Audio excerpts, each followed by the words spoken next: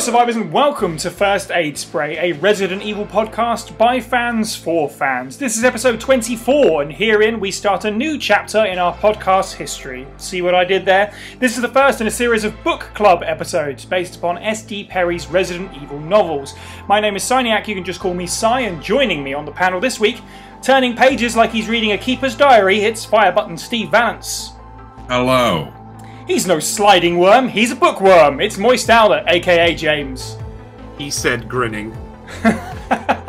This episode of the podcast, like all others, was recorded live in our Discord server. Join now to hear the podcast early and unedited, as well as engage with our community, contribute to the show and other upcoming projects, and be informed first of everything going on behind the scenes.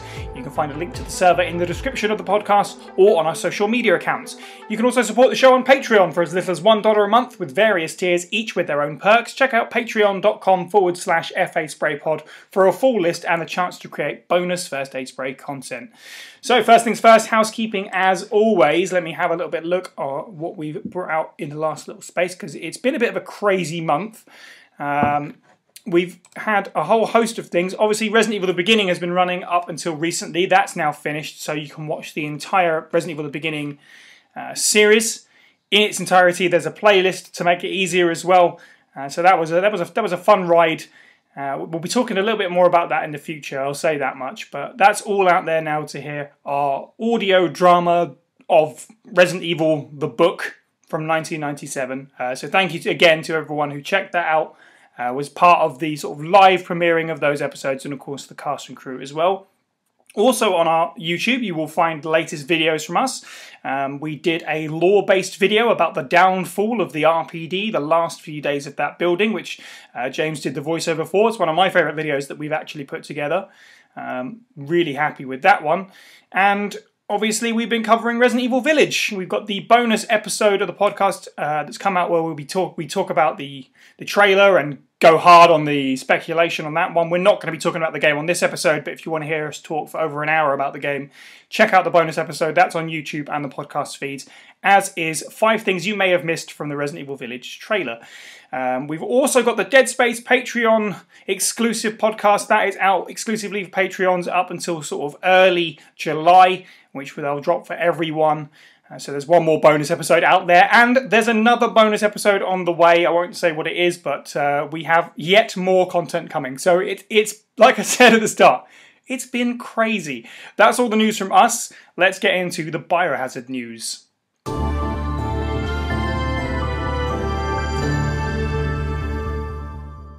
First article today then. Peter Fabiano, I believe we all know who he is, has said in an interview that Resident Evil 3 is now a finished product, leading most to speculate that there is no more DLC coming. Yeah, I mean, that's not exactly what he said, but it's near enough, right? I guess that's what you glean from it. Yeah. Yeah, the question was, is Resident Evil 3 a finished project, or are there any tweaks or updates in the works, said Silicon Era, and Fabiano simply says Resident Evil 3 is a finished product. It hit hard at the time, but I think with the reveal of the new game, I guess people are probably softened up on it now, right? I'm still kind of gutted for Joe Valentine. Like, they've not had a main, like, big release entry in a long time, and then they've basically had, like, the one that's been kicked out of the door and just left twisting the wind a little. Yeah, that's like, fair. don't get me wrong, the package that we've got, I still think is a good package. I enjoy the game. Resistance is a great game too. It's just kind of a shame. Like, compared to a lot, I've said it before, compared to the likes of RE7 and RE2 Remake, it's not fair, really. Yeah. In a childish tantrum way, it's not fair. But you know, you got to accept these things. Like, even on the podcast when we first said it, like, you know, there is the possibility of DLC, but it turns out no, not really. No clock tower. Yeah, that's a shame, although I definitely didn't see that happening personally. I guess I was a bit of a pessimist about it, and it's worked out in my favour, because I was not expecting there to be anything. I really would have been shocked if they'd have done anything at all. I just got the feeling that that was it, and we were going to be moving forward to a new game. But you're right, it is a little... It feels like a missed opportunity when Resident Evil 2 had some DLC and Resident Evil 3 didn't. It seems a bit odd. But yeah, I suppose it's what it is. Like, I know it's already been said on the podcast before, but the sheer complexity of Nemesis in and of himself, in that tiny instance they use him is like heavily over-engineered. Like, he could have been half as competent as he was, but they gave him so many moves, so many different ways to take down Jill, different ways to interact with the environment, and then they choose to not use it, and that makes me kind of sad. Yeah, it does make it feel a bit like a missed opportunity in many ways. James, what do you think? Yeah, Rebecca Chambers would like to have a word with you about the amount of games that, Actually, to be fair, just to be that guy, all right? Resident Evil 0 Remastered came out after Resident Evil Remake Remastered. If we want to draw hairs, draw straws, technically, before Jill, Rebecca has had a re-release. The HD upgrade, yeah, I guess so. Yeah. But she's had one game and Jill's had two, so technically three. Okay, all right, yeah, fine. But yeah, like Luigi just said in chat, and to agree with you as well. So I felt like this was a finished product. I didn't feel like there was going to be DLC to it. I thought it was pretty like obvious enclosed story. Oops, I forgot to turn my phone off. But yeah, I thought it was an enclosed story, and I didn't expect any DLC for it. And I'm not really one way or the other with it, to be honest. Whether if it was going to have DLC, but I do feel people's frustrations with Jill. She does deserve better. To connect it with RE7, RE8, RE Village. Sorry. Hopefully we'll get more Jill, because I know it sounds strange, but I really warmed up to her in the Remake 3, but I actually super warmed up to her in RE5, but we don't hear from her much, right? But when she does come in, it's like, oh, she's actually got charisma and actually a personality, and I like her now. Well, I didn't not like her before, but she actually felt like a person, and yes, she deserves more. Yeah, I agree. I do think that with the new game coming, it makes it a little bit easier, but not on Jill fans. Yeah, it feels like it's as Steve said, exactly, twisting in the wind is very appropriate. I would imagine that the team that worked on this game have now been brought onto another project pretty much immediately, whether that's to dust Village up nicely before it's due to come out next year, or something else, these so-called annual releases or whatever. If there wasn't a new game coming so soon, chances are there would be something else to fill a gap in time. But since we're expecting a game within the next 12 months, the Capcom were probably just elected to move straight on. What's a few more months? It's a shame, but... And they also might, because they have said as well that RE3, they're changing things about, well, it's still a rumor, but they're changing things about how the Remake 4 is going to be, so it connects with RE3. So we might actually get more Jill, or it's certainly potential possible. Story. There's that the post-credit scene which we talked about, or is it or is it not Jill? And obviously I've got my Rebecca theories, but if it is Jill, there's something hanging there to continue onwards into future remakes, or even completely new installments. So I don't think this is the last time we're going to see Jill by any stretch, but it's a shame because it's been so long. Do you think like the nudges that people have given Capcom over RE3 may have changed their minds? Because I'm not as a guy, plays on PC a lot. I'm still seeing like the odd hefty update that's apparently just patch fixes for a game that runs perfectly fine on PC. So there's still maybe it's my air of denial, my inability to accept the truth. But there's something funny going on. I don't know. I get the feeling that they won't come back and add anything to the game other than tweaks and stuff. But I also wouldn't be surprised that some of the reaction that people have had to RE3 not living up to expectations might necessarily inform this so-called Resident Evil 4 remake or something else. Because in all fairness to Capcom, even going far back as mid-2010s, they've really been good at listening to the fans. Obviously, the reaction to RE6 really changed everything. So I'm sure they do listen. Apparently, according to this interview, they're happy with their finished product. That could be PR talk. But nonetheless, I do feel like they do listen. So, I mean, we've got RE2 remake. They do listen. Exactly. Yeah. Even if it takes them like 15 years, right? So our next piece of news, and this one's probably a little bit closer to mine and Sai's heart, is that Resident Evil Resistance now got a new update with a brand new map and Am I reading this right? Animal costumes for each survivor? Yep. Giant, like, fursuit mascot costumes. It's bizarre. I haven't seen any of them in action, but I've seen a couple of photos on the server of them. Martin Chicken Sandwich being one of them, apparently. Yeah, that part's bizarre. I guess it's... I understand it. It plays into that audience of the sort of looter shooter audience a little bit with, you know, crazy silly stuff like that. You know, Fortnite and all those games have ridiculous costumes, so it doesn't hurt to have stupid costumes. I can actually take that. I would prefer something as stupid and ridiculous as like a fursuit costume over here's a gun skin that's gold, or here's a, you know, because I mean the golden outfits, 100%. You know, they're okay, but you just make it look like you're covered in chocolate wrappers. I wouldn't even say they're okay. Personally, I really don't like them. But there's one good reason for them. That's because everyone knows they're unlocked at level. They're unlocked at level 50. Right. So yeah. And you can show, because the players don't see your level in game, do they? They can see that. Oh right, I've actually played with this character enough. Yeah, true enough. Yeah, true enough. That's it. Lionheart in chat says it's the Perryverse. Sunny Bow said they're the Furvivors. I'm in total agreement. It's not exactly like it's the first time that Resi's had stupid costumes. It goes back many years. You know, Barry Burton's patriotic costume in the Mercenaries 3D, and Sailor of Chris Redfield and stuff like that. So why not? I mean, Mafia Leon and Night Suit Armor Ashley. Right, so, exactly. Yeah, exactly. So yeah, why not? Bring it on. In terms of the new map, I think out of the three of us, I'm probably the only person who's got a chance to play it. Is that right? That is right.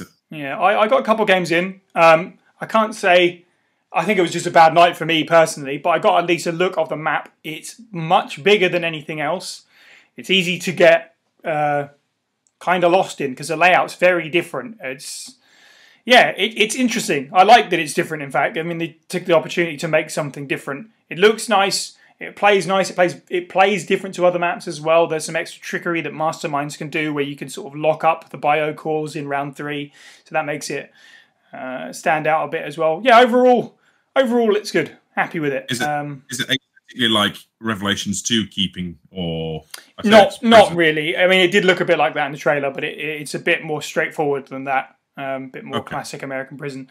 The thing that stood most out to me in a few games that I did get in is the improvements that the patch has brought in general, not just the map.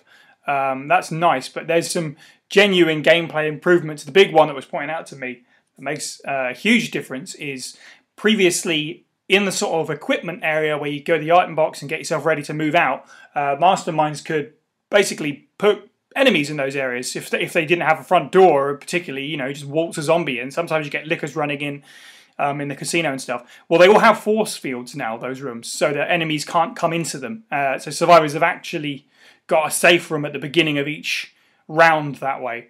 It actually makes a big difference. So it's stuff like that. Yeah, it's that kind of update is really good and a real positive look from the guys that are continuing to craft for that game. Because I'd seen there was a big outcry about people just losing in the first minute or so because they were just being basically ganked at the beginning by the mastermind. Yeah. That's really good. Yeah. As a mastermind who would repeatedly put several armored zombies and then barricade into the middle of the casino like safe room at the start, I can totally appreciate why they nerfed that. It's busted as you know, like yeah, I think that they clearly are taking things on board. Now we just need hot seating, don't we? Neobards, you know. Yeah, that's wink, wink, no nudge.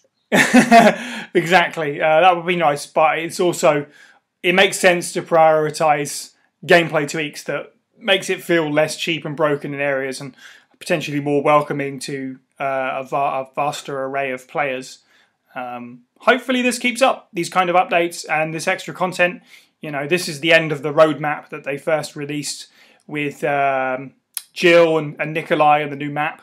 I don't know if they've announced anything, what's to come at all, if they've teased anything. Hopefully there's a little bit more. I imagine so. I get the feeling that they're still doing stuff. If they're putting in updates like this, hopefully that's not the last big one. But I get the feeling that, you know, this is a totally separate team, Resistance, so it makes sense to keep them on board for at least the rest of the year to keep doing stuff.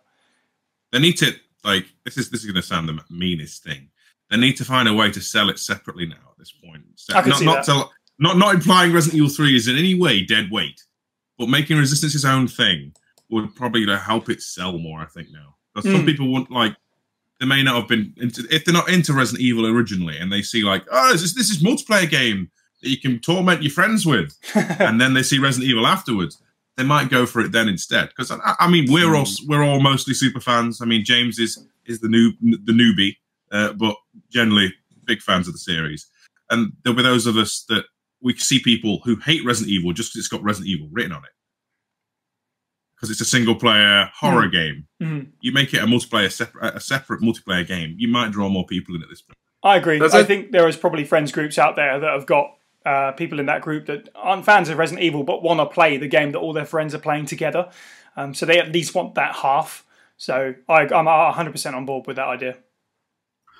Yeah, that's a good point, actually. Like, I didn't actually think about this beforehand, but do you know what made me not try out Resident Evil for years after trying Resident Evil 3 was game anxiety. Was actually having anxiety about playing the game because it was so scary and also a little bit daunting to look at. It's called Resident Evil. You know, it's quite a daunting title, but once you get into it and you get into the lore and that side of things, and yeah, so Resident Evil Resistance, which is very lighthearted and, well, in a way, and you know, easy to play. It's accessible. Yeah, it's that is a great what's the word, gateway into the universe. Definitely. Okay, well, with the news out of the way, we are going to move into our main subject of this podcast, which is the first in a series of book club episodes, this time focusing on the Umbrella Conspiracy. And now, reading excerpts from S.D. Perry's Resident Evil, The Umbrella Conspiracy, Nick, aka Neptune, from the Resident Evil podcast, who you can follow on Twitter at @RE_Neptune and ResiEvilPod. Chris edged into the hallway and moved toward the door, careful not to turn his back to the unsecured area. As he got closer, the gentle sounds of movement stopped, and he could see that the door wasn't closed all the way. No time like the present. With an easy tap, the door swung inward into a dim hall with green-flecked wallpaper. A broad-shouldered man was standing not 20 feet away, half hidden in shadow, his back to Chris. He turned around slowly, the careful shuffling of someone drunk or injured, and the smell that Chris had noticed before came off the man in thick, noxious waves. His clothes were tattered and stained, the back of his head patchy with sparse, scraggly hair. Gotta be sick, maybe dying. Whatever was wrong with him, Chris didn't like it. His instincts were screaming at him to do something. He stepped into the corridor and trained his Beretta on the man's torso. "Hold it! Don't move!" The man completed his turn and started towards Chris, shambling forward into the light.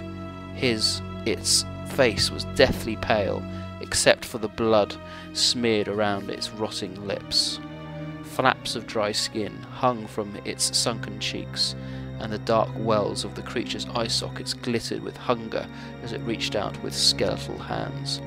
Chris fired 3 shots that smacked into the creature's upper chest in a fine spray of crimson. With a gasping moan, it crumbled to the floor, dead. Chris staggered back, his thoughts racing in time with his hammering heart. He hit the door with one shoulder, was vaguely aware that it latched closed behind him as he stared at the fallen, stinking heap. Dead!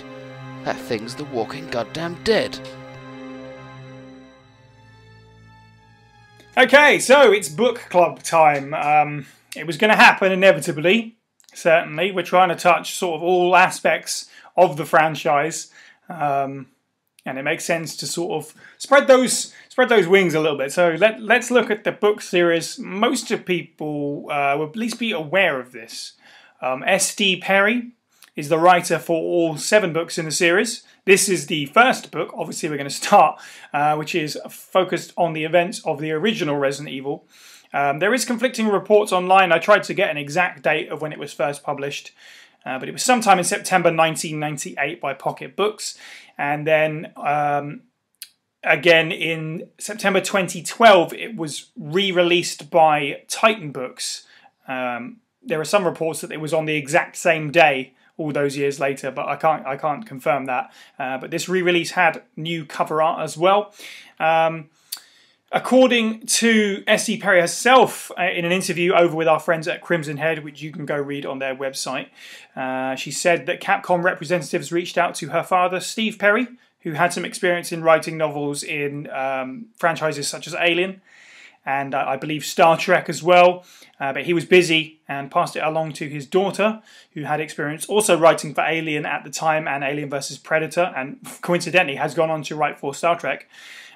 So this was, I don't want to say a big break, but it was definitely a big different step. She actually described the process of it, said that because there weren't a lot of game adaptations to book out at the time, and she certainly hadn't read any, it was pretty much guessing how to turn a game into a book. I played the first Resident Evil about 1 billion times trying to get a feel for the game and memorise all of the early elements, but I was 20-something. I just kind of made the format up. I just thought that was really interesting, and I suppose probably quite true, because at the time, obviously, video games weren't overly known for their story until sort of the mid-90s.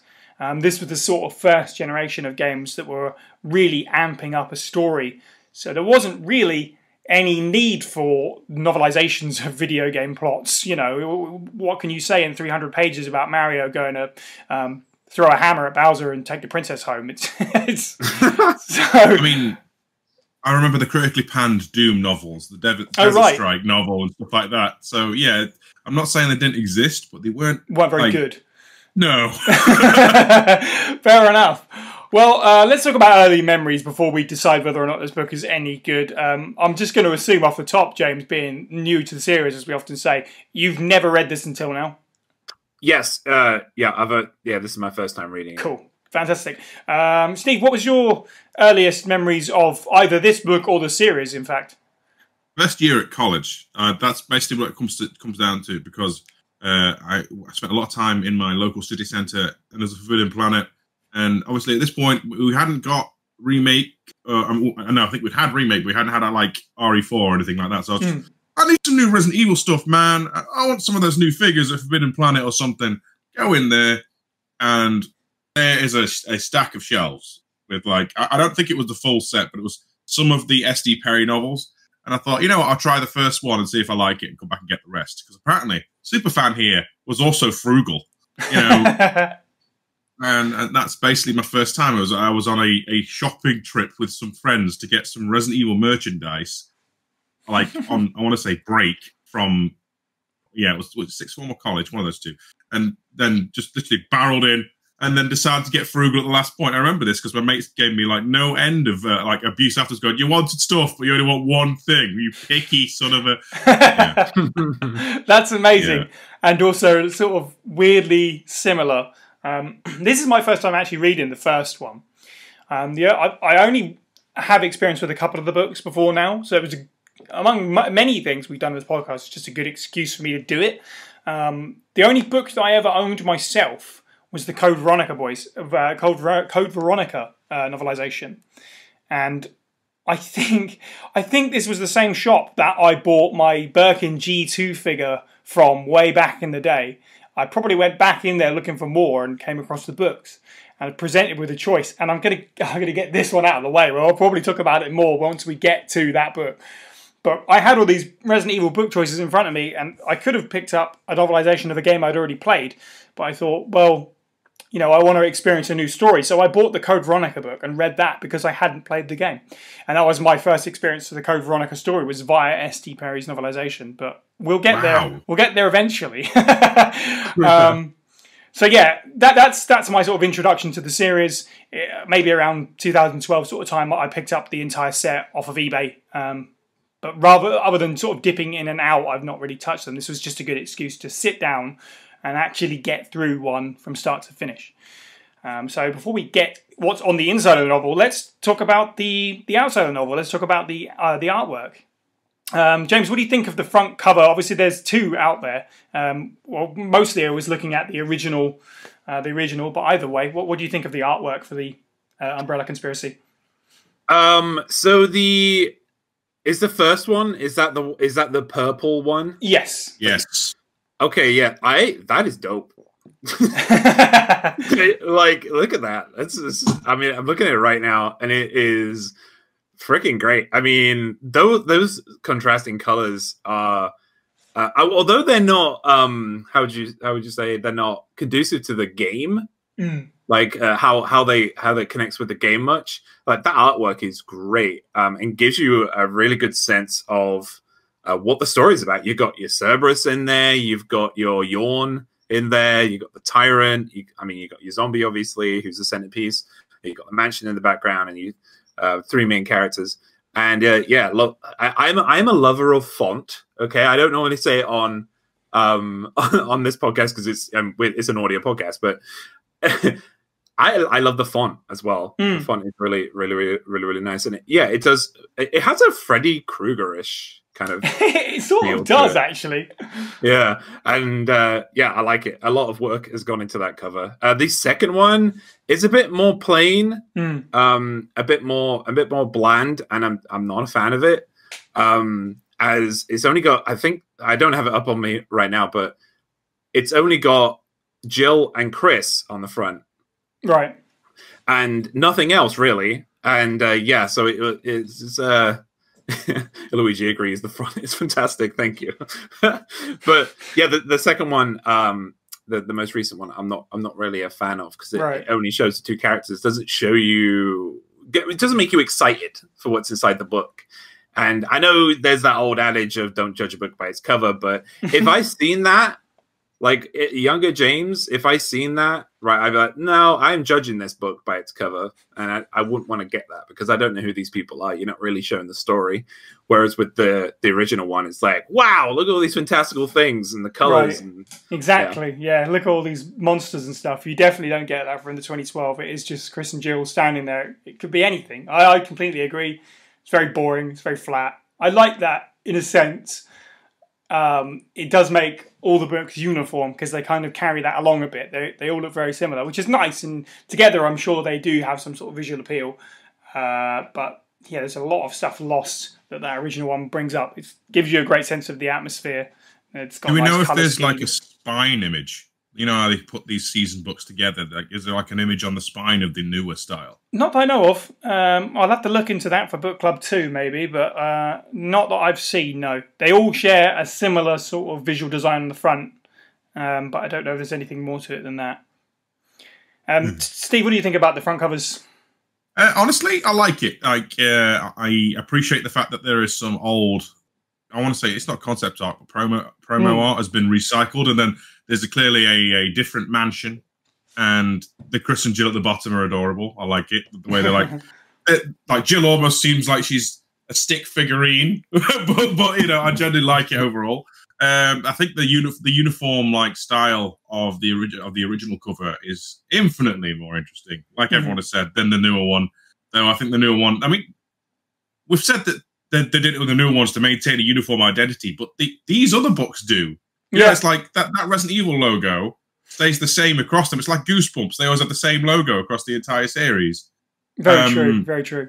Yeah, so I don't. Maybe it's some kind of licensing issue or whatever. That's why I have to hazard a guess, because they went for the remake models and just a blandness, future ones, and it's just yeah. And this is very this feels like, we haven't gone into the story yet, but this feels like very campy RE1 pre-remake for me.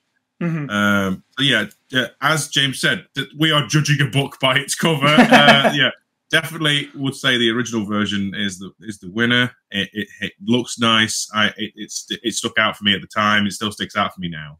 Yeah, it's you mentioned all the classic artwork. It's really, it's quite a decent. I mean, it's a little bit odd, but nonetheless, the composite of sort of like original stuff up to the pre-existing artwork is quite nice. A combination of familiar if you're a fan, and then something new to look at with the characters there underneath. There is a third artwork as well, in fact. The Japanese translation came out in 2004. That has a really nice cover, worth looking up as well. It's got some original artwork to it, which is neat. But apparently is the it Japanese... Shinkero? I don't believe so. apparently the Japanese versions of the books are horribly translated. That's really all I know about them is, you know, the ones that they did release, which is not all of them as far as I'm aware. They have some nice artwork, but the books themselves, not necessarily as good. So, let's talk about the book itself after we're done judging the cover, in fact. Let's start with how well it adapts the story. Obviously, we're all quite familiar with the original Resident Evil story. Steve, what did you think of this as an adaptation of a video game? Where we leapt off, you know, did S.D. Perry succeed in her mission, as she thought, to be sort of the first person making those strides, at least successfully, of converting Resident Evil into a book? As a first outing, I give it a solid B-. Like, this is going to sound really strange, but they did a reasonable job of trying to make even the insane events. Like, there is so much time dedicated to explaining the Crest puzzle in this. You know, there's puzzles in this. I mean, admittedly, you don't solve them as the reader. You watch the characters bumble around and figure it out. And I actually like what they did, like explaining where Wesker went for a lot of the time. Like, they imply he's hidden in the one of the back rooms near the Crest door, just hiding in that locked helmet key office for the majority of the first, like, well, it's like the first half of the book for probably the first half an hour of the game. And yeah, it's kind of nice. I like those little bits where they embellished on where certain characters would be and how they would cross over, and they try and do both campaigns, like, sort of. It's 100% more Jill's campaign than Chris's, but Chris and Rebecca do things in the book as well. Yeah, I can appreciate it as an adaptation, trying to put all things together and throw in their own unique style. Yeah, I think that I would agree with what Perry says about the difficulty of adapting a game into a book. Must be quite difficult, but I would think it's even more complicated with Resident Evil, because, as you just mentioned, the game has two narratives. You have the Chris and the Jill run-throughs of the game, and neither of them actually, you know, they can not both of them can't take place, although both of them do, as we know. But to write that was a challenge, and I think she pulls off sort of explaining that Chris gets there first, and he goes off, and then Jill and Barry go to find him, and that's how they split up the characters. She does quite well with conflicting stories. There is a couple of parts where it doesn't necessarily work, and we'll talk about things that are and aren't in the book. There's a moment where Jill finds the black tiger, the giant spider, already dead after Chris has already been there, and you don't get to read that experience that Chris has. She just finds a giant dead spider, which is, it's a shame. It made sense for the pace, and she did mention in that interview that I read that she had deadlines to meet, so maybe that was part of it. And I didn't feel like as a book it lacked anything because of it, but it also would have been nice to see that as well. But for the most part, splitting the story into two characters, more than two characters' perspectives, really. Yeah, I think it's quite well pulled off. James, how do you feel about the adaptation side of things? I really liked it. Yeah, I really liked it, and how she, because you can tell, like, what she's tried to change to make the pacing a little bit more easier to follow, and that is really like a refreshing, because I felt like, even though I've played the remake and I've watched Steve play the original, I felt like I was going through a different story, but it was still keeping to the same beats. Totally. as the original, yeah, and it was really nice to go through and, like, discovering different things. And I will probably go on it in a character section more later, but the amount of detail she goes into all of the characters is pretty awesome.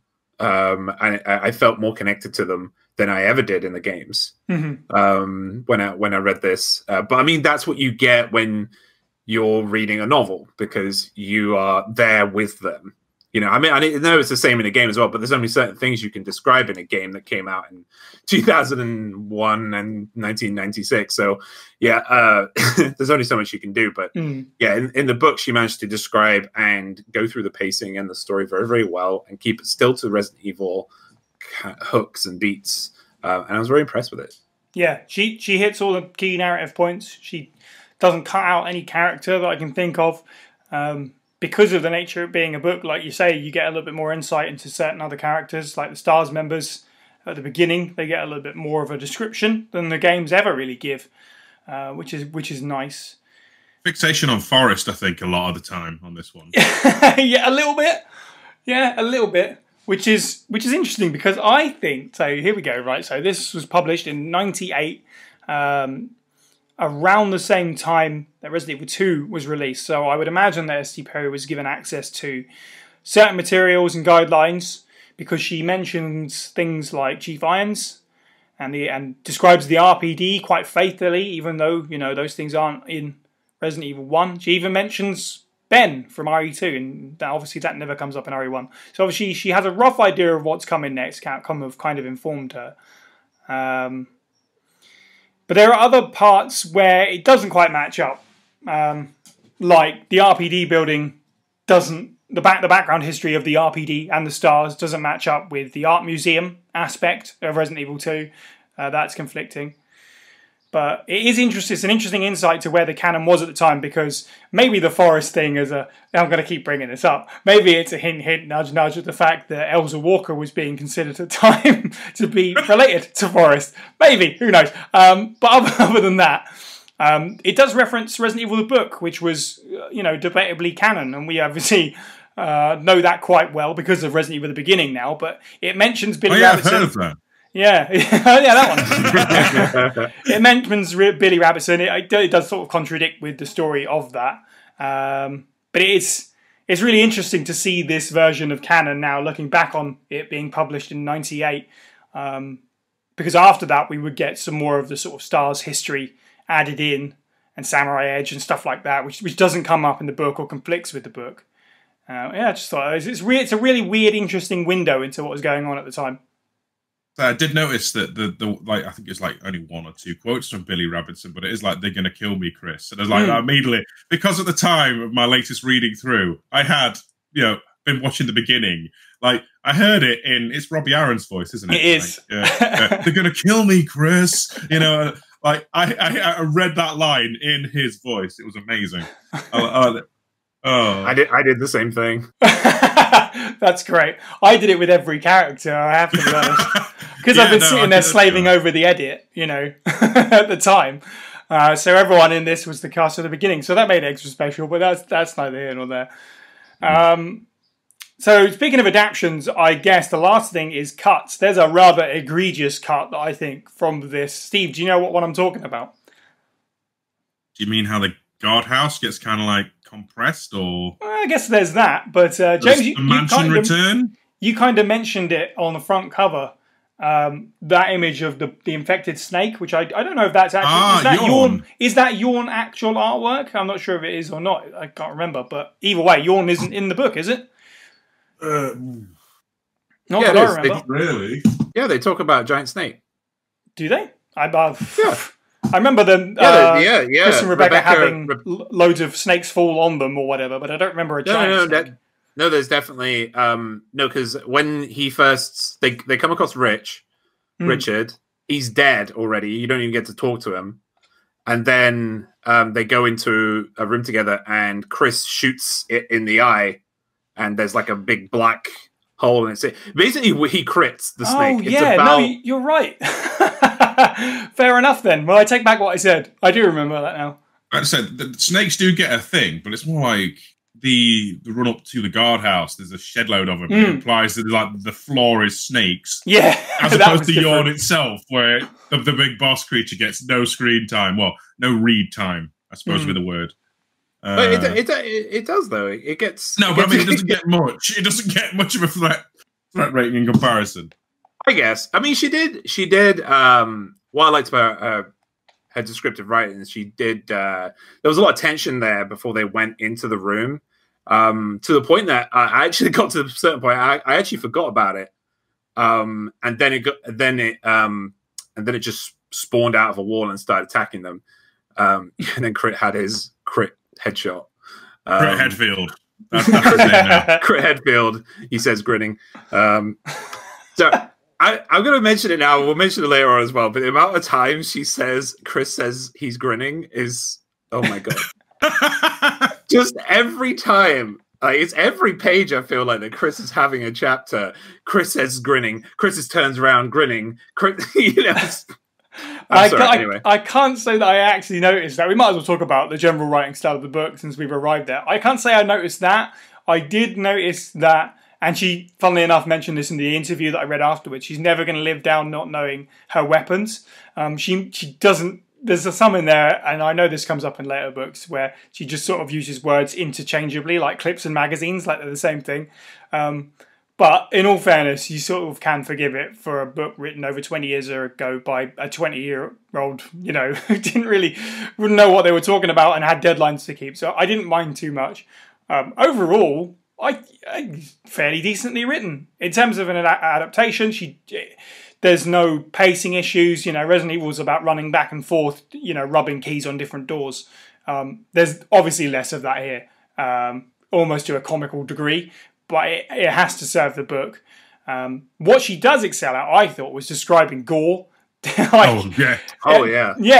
Just every now and then there's paragraphs of just well-described sort of decay and stuff. It just pops in there every time. I was like, that's pretty impressively written. Those are probably her shining parts for me, I think. Jill turned, raising her Beretta, and stared in horror at the thing standing there. It was huge, shaped like a man, but the resemblance stopped there. Naked but sexless, its entire muscular body was covered with a pebbled amphibious skin, shaded a dark green. It was hunched over, so its impossibly long arms almost touched the floor, both its hands and feet tipped with thick, brutal claws. Tiny, light-coloured eyes peered out at her from a flat reptilian skull.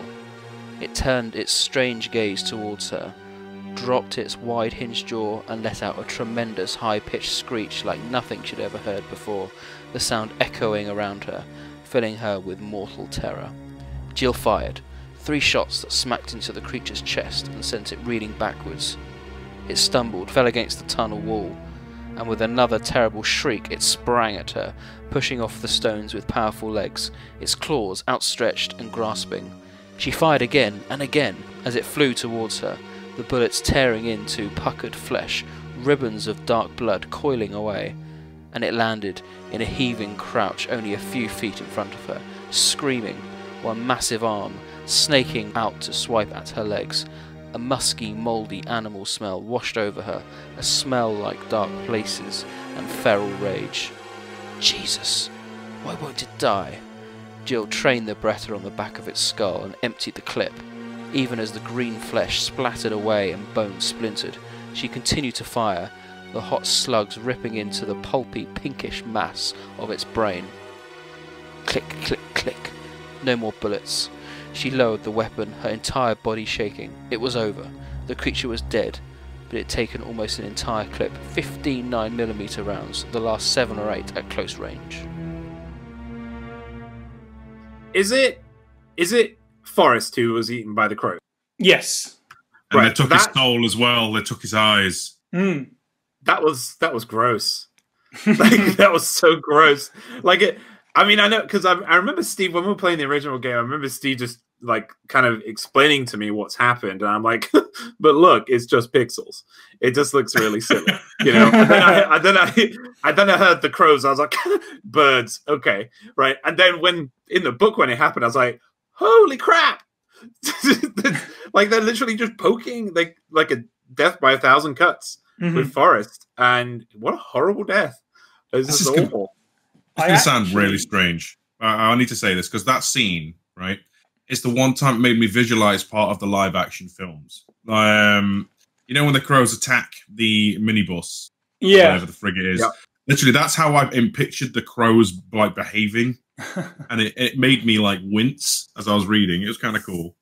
I did like that, but that was strangely taking things from the Tainted franchise and into a slightly more appreciated one. The other verse, yeah. I actually, by pure chance, when you started talking about this, I have the book in front of me right now. I just happened to open it on page 141 to allow me to read the segment that we happen to be talking about, in fact.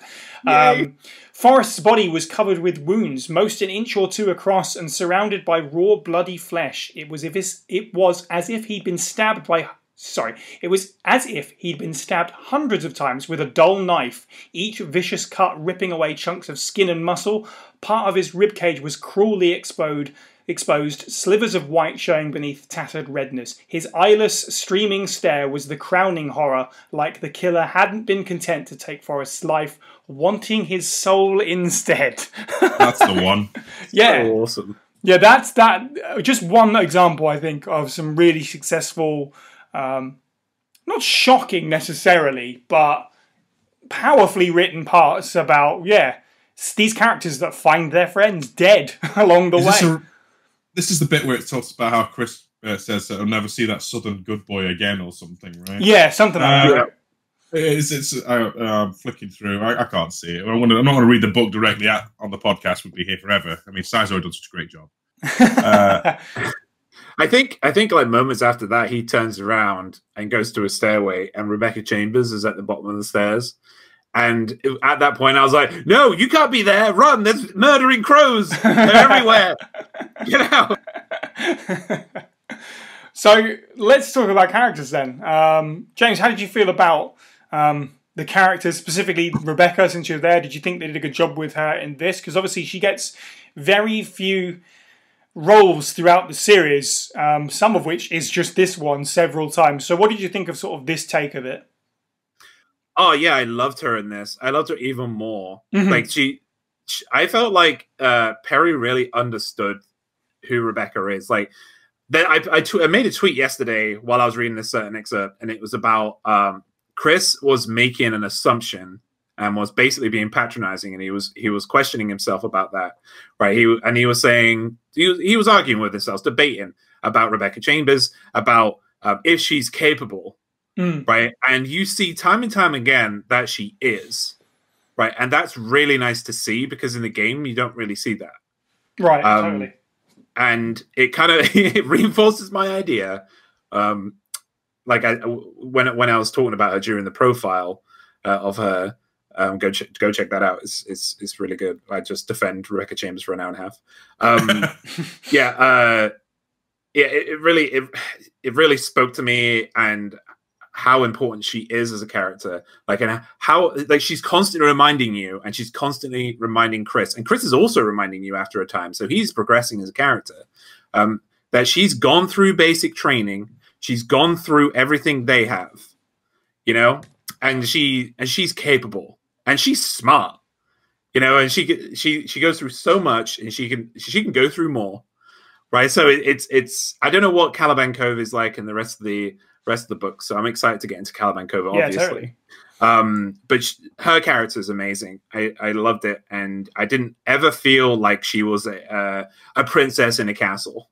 True. No, definitely. You know, and this is again one of those examples of being able to sort of embellish minor things about what's going on in the book more than the games. Obviously, we get these moments where Rebecca's looking at files and stuff herself, going through medical journals and stuff, and having to explain some of it to Chris, because, you know, it's not his area, to say the least. So yeah, you get an actual demonstration of her delving into her knowledge base there and talking about and sort of uncovering what exactly is going on, because obviously this game, you got the revelation of the virus and Umbrella, and what it was designed for and what it's doing. And Rebecca does quite a lot of the heavy lifting there, because she's reading all these experiment logs and stuff.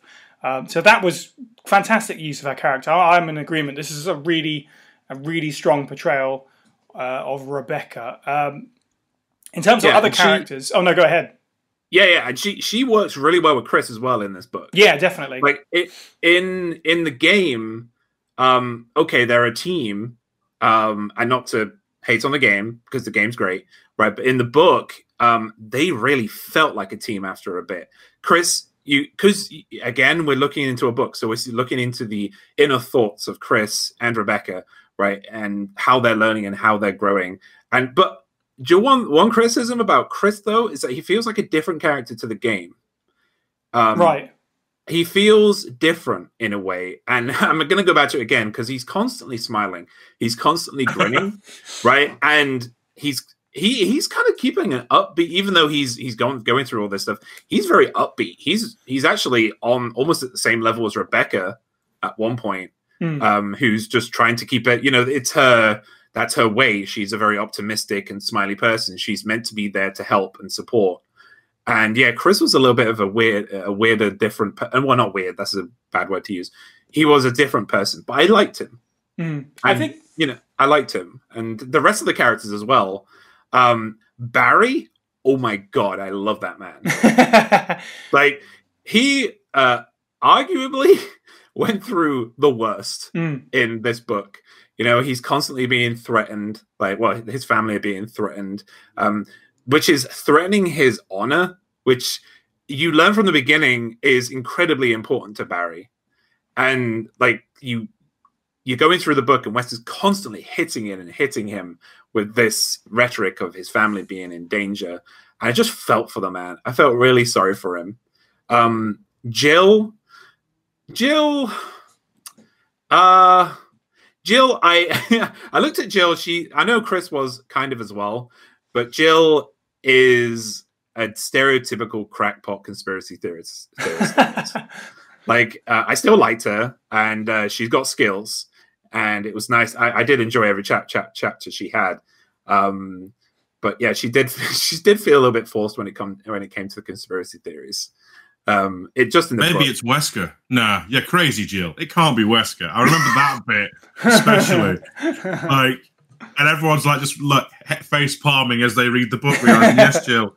But in fact, it's sunglasses man, obviously. And it was, yeah, it was nice. It was nice to see that. But again, I don't think it added any kind of charisma or personality to Jill any more than the games do anyway.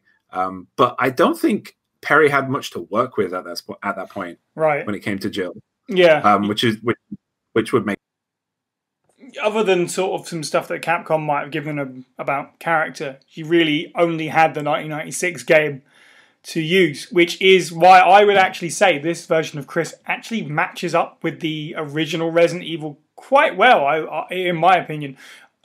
Less, obviously, like the remake and stuff, he's a bit more solemn and serious because the whole game's are. But in the original Resident Evil 1, there's a lot of stupid, like, laughing and lines that sound overly upbeat.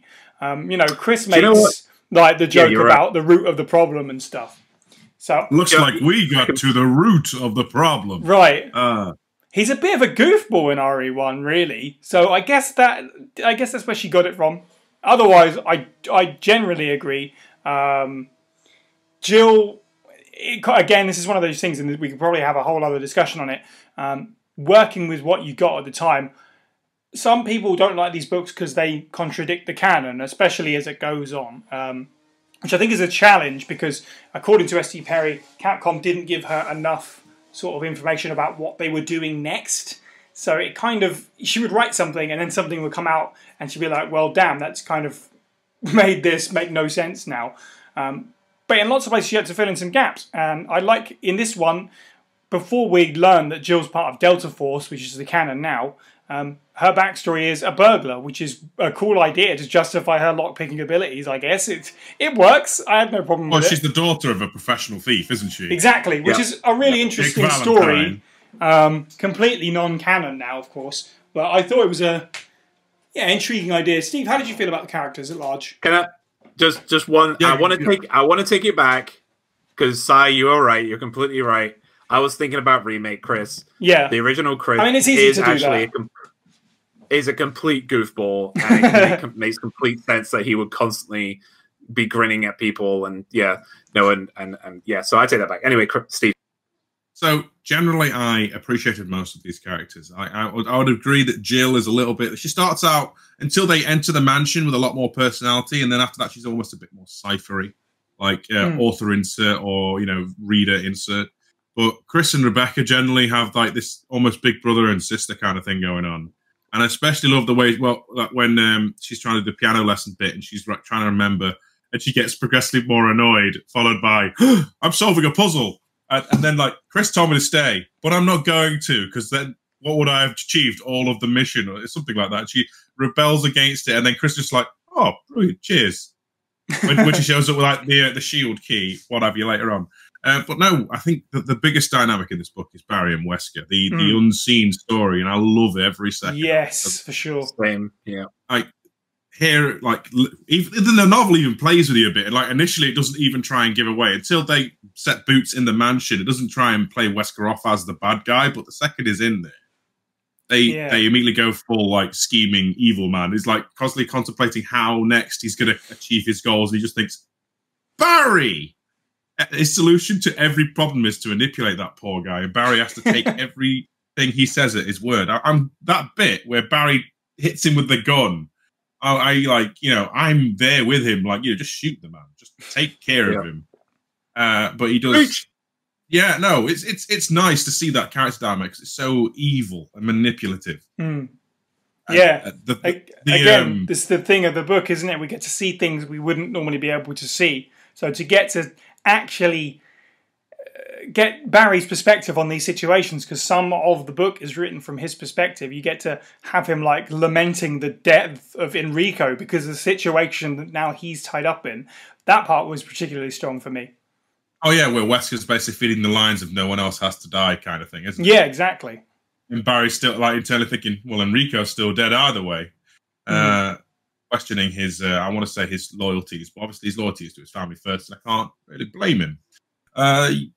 It's a weird thing. And then Wesker himself as a character seems different. Like of all the characters, the one who feels the most both in and out of his mold. Yeah, I agree. I'm meant to be seeing RE1 Wesker, but what I see mostly is somewhere between RE5 Wesker's like pomp and arrogance mixed with like Jurassic Park's Dennis Nedry. Like a scheming weasel who like can't even like he sees a lady he tried to approach when he was working with Umbrella properly. Because she turned him down, he gets a vindictive satisfaction of shooting her as a zombie. What the hell, man? Like, yeah, I didn't like that part. And then I do like the fact that SD Perry took the time out to properly eviscerate Wesker and his delusional like idea of control as he's getting ripped apart by chimeras. Like, yeah, it's just brilliant. Yeah, actually, what's interesting about that, and I'm not super up on the Sega Saturn version of the game. This is probably the last time I mentioned that interview at Crimson Head, but that comes up as well because apparently that's part of the Sega Saturn version. That's a death that Wesker can have in that, and they basically asked SD Perry, was there a particular reason why you picked that? And I think she said, well, I think we owned a Sega Saturn at the time, so it would have been the version that she played to sort of inform the book, perhaps. So maybe it just came out of the fact that that's the version she played. Again, I don't know. I'm not actually up on the Sega Saturn version. I need to sit down and get through it. But all the same, I thought that was interesting. And also interesting that she doesn't then put the ticks in, the one-off enemy that are only in the Sega Saturn version. But hey. I feel like I need to say this because I feel mean now. But Wesker's death by Chimera was always in Jill's campaign. Oh, is it? Best ending. Yeah, you go to the power room. It's the trickery system console. If you go there, you'll see his corpse and a Chimera slumped over. Shows why, mind blown. Now you know, kids. Go and play RE1 Classic. Do you know what, though? This is the thing about RE1 Classic. When Barry drops the rope, I could never be bothered to wait, so that's why I never see it. Aww. My heart can't take this sadness. Sorry, Belter. Anyway, Moira and Polly. Oh. But in terms of Wesker in the book, yeah, I agree. It's really cool that we get to see all these different perspectives. There's one chapter where we get to see Chris's perspective, Jill's perspective, Barry's perspective, and stuff like that. That all in one chapter. That's really nice. But anytime I got to Wesker, it did feel a little bit off. I'll agree with you there, definitely. Well, I don't mean it in a bad way. It just feels like it's strangely like obviously a context of playing the more recent games, but it feels like he's RE5 Wesker crossed with the sleaziest slime ball. I did get a vision of him with his little pinky on the corner of his mouth and twiddling his little mustache every time it was his chapter. I did appreciate when his plans first go awry, though, when he like finds that Doom book, I think it is, and it's like, oh crap. The scientists have moved everything around. Now I have to rethink everything. And like, suck it, sunglasses, man. Like his whole thing in this book really gets hammered home. control, control. Oh, I must have my control. It's a little bit much. Even as he's laying dying, yeah, he still thinks he's got control. Can we talk about Trent? Yes, let's do that. Who the frick is Trent? I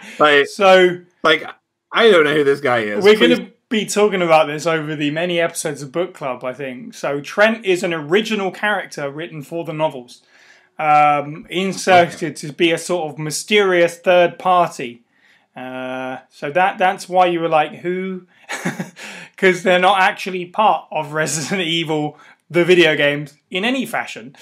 I found those scenes, I don't know, it was very odd. In a weird way, I don't know if this is even a thing in the book, but I found it broke my immersion completely.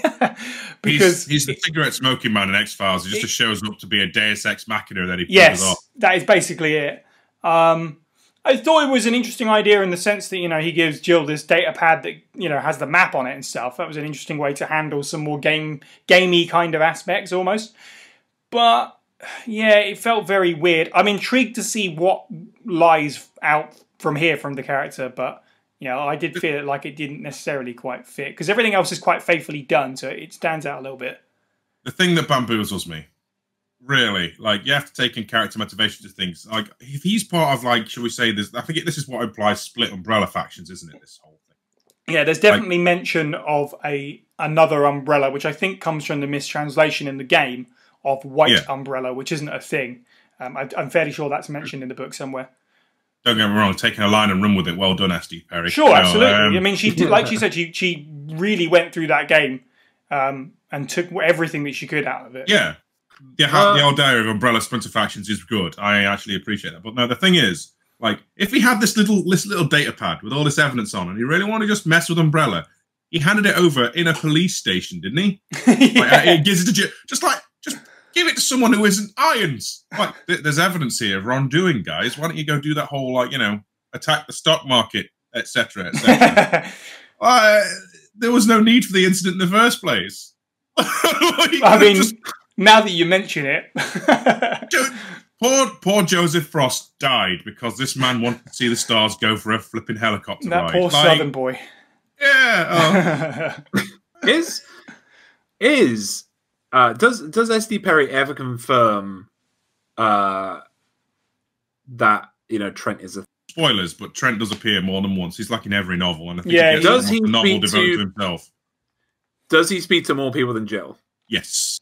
In fact, I think he's spoken to Rebecca prior, but you don't know this until you get to Resident Evil 0. Good, because I was just about to get my tinfoil hat on again. Yeah. He's Jill's imaginary. Yeah, okay. I can see it. He literally is Deus Ex Machina Man. I'm pretty sure his full name is D.E.M. Trent. I mean, like I say, I'm intrigued to see where it goes with him. I already kind of know that, again, spoilers, it doesn't necessarily conclude that story because of the nature of it being sort of we're adapting more and more entries as we go, and I guess you didn't know when it was going to stop. I don't think the story actually gets to a proper end, but I'm interested to see more of it because, like I say, I haven't read even half the books in the series, so I want to just be that guy. Just let me be that guy for 1 second, Si. I'm sorry. Right, I believe the last novel is called Veronica.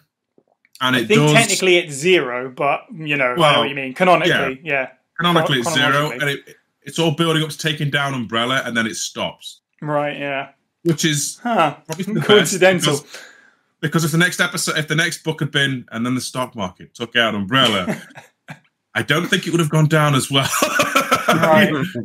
Yeah, true enough. But getting there, the journey is more important, I think, at this point. Yeah, absolutely. All right, I guess let's round it out with your sort of final feelings on Resident Evil: The Umbrella Conspiracy. James, overall, what did you think of the book? If I was to give it a rating, I give it a high 7 out of 10. It was I know you didn't ask for ratings, but I'm going to give you one. No, go for it. That's what you want to do. but yeah, I really enjoyed the book.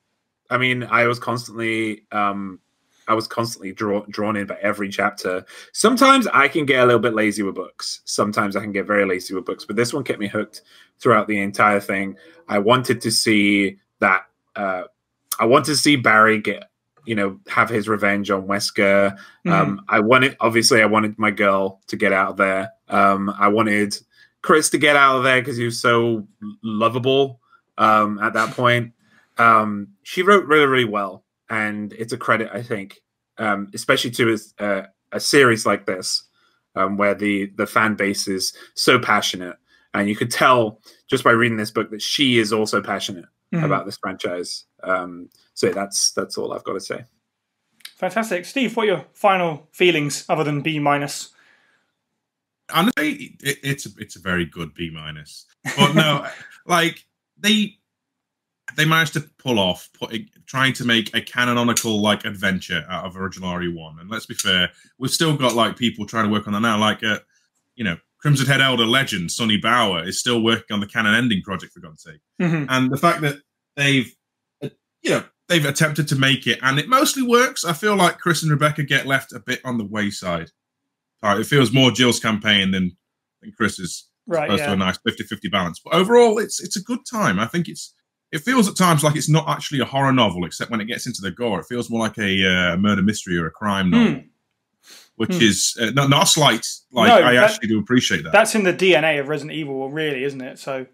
Yeah, and yet it still maintains a pace. I normally, when I read a mystery novel, it can get a bit sludgy, a bit slow. This wasn't. Like, I read it over the course of like 3 or 4 days this last time. It's a quick read. It's a fun read. If you haven't already read it, I highly recommend you do. Though, put the mental image of the original RE1 in your head. I think that works better than remake. Absolutely. Yeah, got to be in the right mindset for that. And I would agree. I think people should read this if they haven't. If you are listening to this and you're curious, go for it. Go pick it up. I'm sure you can probably eBay it like I did still. Try and pick up the whole set, in fact, because we are going to make our way slowly through all 7. So if you are interested, I would say, yeah, read along with us. You can even get them on Kindle. Because I've got them on Kindle now. There you go then. They've got no excuse. Oh, wow. They've got the taglines on there. I've just read, I'm checking the spy now. Sorry, I don't mean to interrupt while you read. Go for it. Like, it's even got like, enter the world of survival horror. The big tagline is like on the back. And it's like, oh, that's so cute. That's so cute. It also has a hilarious advert for action figures at the back, which is so badly formatted. I can't. The tyrant holding the tyrant. Yeah, it's so badly formatted. Anyway, I would most certainly agree with both you guys. I enjoyed reading it.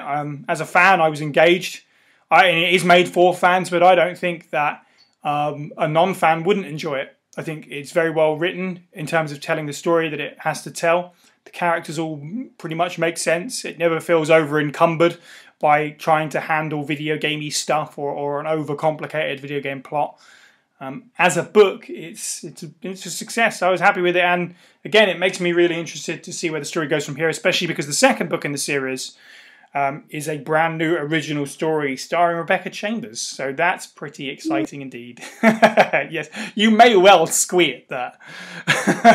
Well, nothing else remains for me but to thank our contributors. If you'd like to be part of the show, then please look into auditioning for our file readings. One way to get in touch is to email us at faspraypod@gmail.com. But of course, the best course of action is to join our Discord server, where you can discuss Resident Evil with us and other fans, listen to the podcast live as it's being recorded, and the link to the server is in the description of this podcast and also on our social media profiles.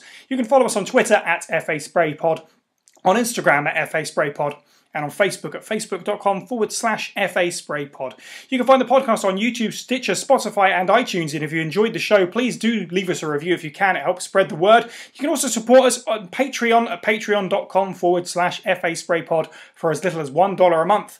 Our next episode will see us return to the Baker Estate one last time to finish what we started, collecting all of the DLC for Resident Evil 7, Not a Hero, End of Zoe, and all of the game's banned footage in a follow-up to our RE7 review show. Thank you to the panel. You can follow all of the Pueblo people individually. I'm at Cyniac_123. Steve is at FB Steve Was Taken. James is at Moist Owlet OFF. And finally, thank you for listening and have a good week.